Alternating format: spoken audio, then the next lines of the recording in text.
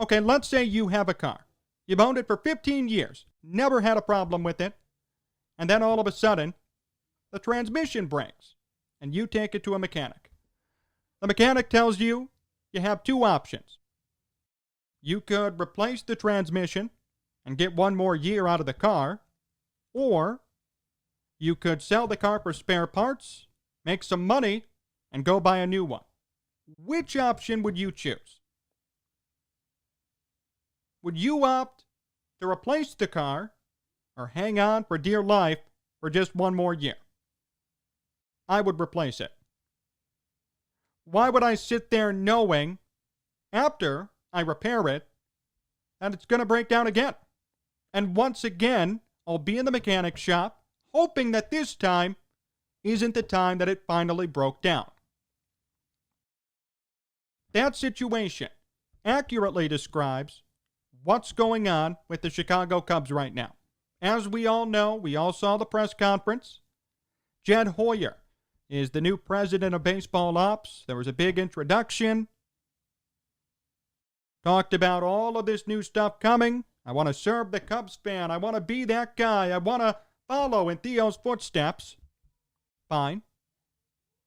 But the tough questions still haven't been answered. No one really knows what the definition is of a retool. Is it a rebuild? Is it just rebuilding on the fly? What will the Cubs do with the current assets they have? We know the core is broken down. Will you trade or release anybody? See, if I was in that press room, I'd ask those questions. Not, how do you plan to follow Theo? Are you excited for the job? We all know he is. We want to know, what is he going to do with this team? And we got no answer. Really no definitive answer as to what comes next for the Cubs.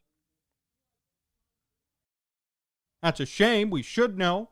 As fans, we deserve to know what's going to happen with this team, but we still don't.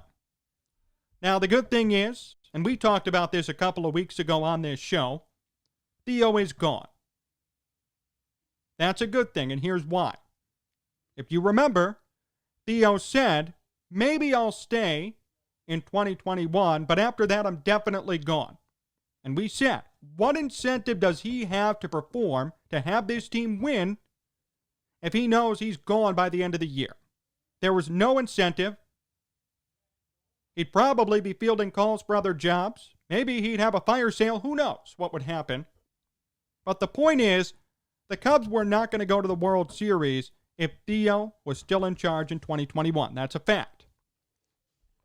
So I am happy that the Cubs came to that conclusion and made the decision to formally let him go.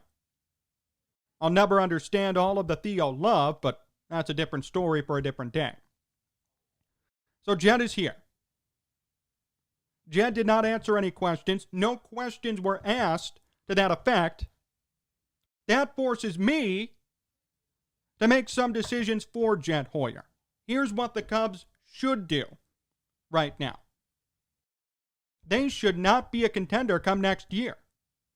I would do everything in my power to make sure of that they weren't contending, that they weren't thinking about a World Series. There's no point. There's no point in continuing to lie and to string along your fan base. They've done this since 2017. I saw something funny. Marquee Sports Network put out a graphic of all of Theo's accomplishments. Each year, the accomplishments get worse and worse. 2016 World Series, 2017 NLCS, 2018 Wild Card Game, nothing in 2019, 2020 Division Championship. Each year, they get worse and worse and worse, and yet for some reason, Cubs fans still want to sit here and believe that they're World Series contenders. I'm sorry, you're not. Not even close. That whole argument is flawed. And if you're a true baseball fan, if you know the game, and if you see what pieces the Cubs currently have, they're nowhere near a World Series, let alone a playoff appearance.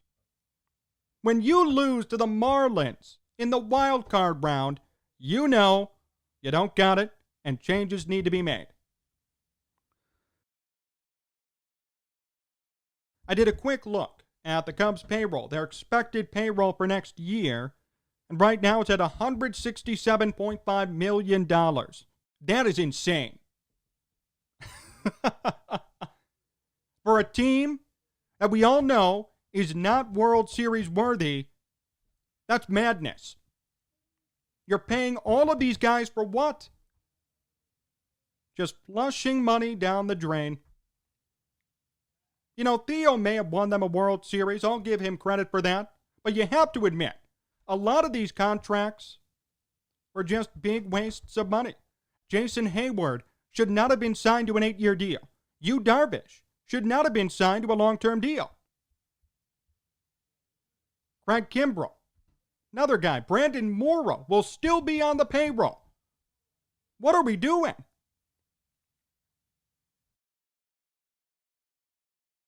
Why are the Cubs continuing to pay these guys? Why did they sign these contracts? It's like Dave Dombrowski in Boston. They win the World Series. The next year he's fired. Now they're rebuilding. And they're still paying out money to guys who aren't on the team. I saw the payroll the other day. $2 million to Manny Ramirez. $10 million to David Price.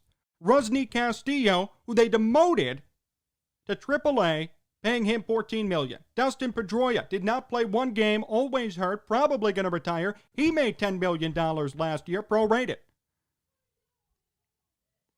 Dave Dombrowski is a great general manager, great executive, but he did make all of those signings. Theo did too. Theo made all of those signings. You could say it was win now mode, but he didn't look that far into the future, and that's why he's not with the Cubs anymore. You can't be signing mediocre talent to long-term deals when you really only need them for 1 or 2 years. But they did that. Now they sit in limbo. Now they have all of these issues with payroll, with talent. What should they do with certain players? Here's my take. Get rid of everybody. Everyone gone. Bryant, get him out. Schwarber, get him way out. Baez, get him out. All of these guys are past their primes and have done nothing. And I don't want to hear Baez is still young. Bryant's only 29. Yeah? What has Bryant done since the MVP? What has Baez done over the past 2 years? Oh, yeah, that's right. Striking out 200 times in a season and having an OPS plus of 59.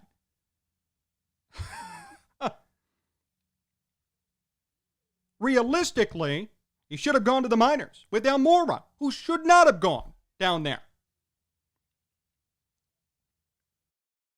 These are not tough decisions. Anyone who says they are is looking at this from a loyalty perspective. He's a great guy. He's a Cubs face of the franchise. Who cares? The franchise will be no longer if you continue to have these guys on the team. Do you want 90 losses? You're going to get it if you keep them around. If you make moves today with all of these players, you could be good again by 2023. If you keep them and you hold on to the inevitable, hope that this time's the next time they win the World Series, this Cubs team won't be good again for a long time. A long time. By keeping these guys around,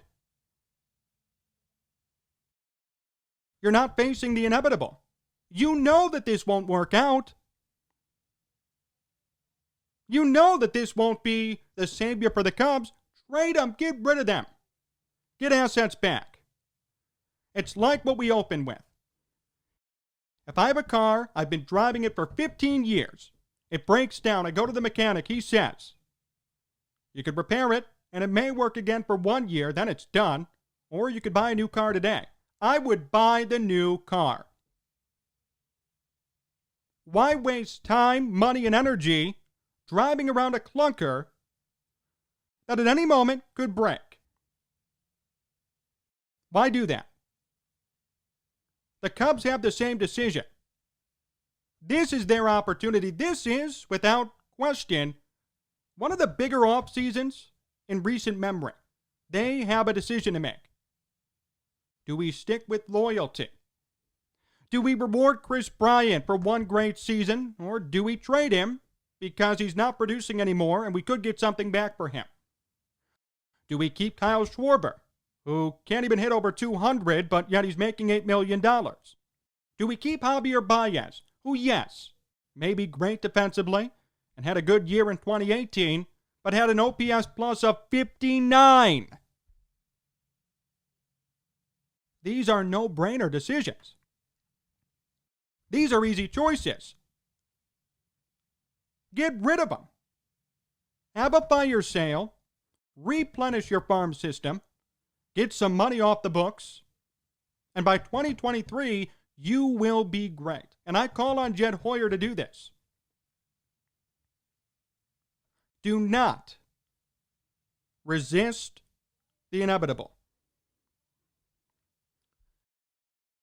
Do not sit here and think, maybe if we do this, we could be good.